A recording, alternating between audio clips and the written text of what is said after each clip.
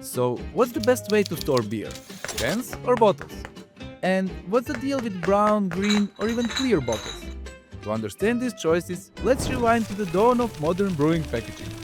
For most of history, beer lived in clay pots and wooden barrels, not exactly portable or long-lasting. The first glass beer bottles hit the scene in the 1500s, Yeah? but early glass couldn't handle pressure or large-scale production.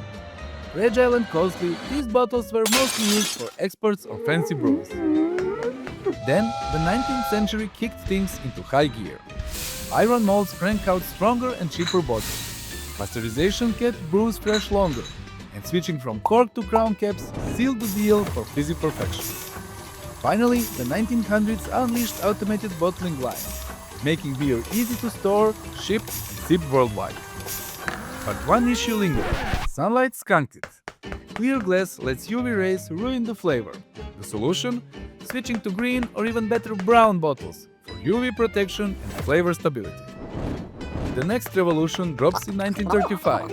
Krugers launched the first test beer cans, and more than 90% of customers loved it.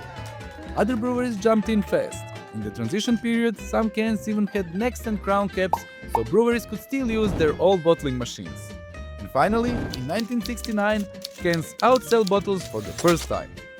Of course, the bottle versus can debate still goes on. For a while, the argument was that cans gave beer a metallic taste. But modern aluminum cans solve that with protective coatings.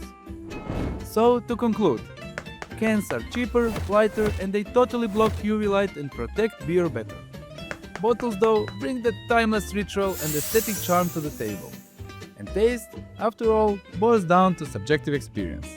And cheers to that! There's more stories like this one in my illustrated book. The beginning was the beer. It's available on Amazon, so check it out.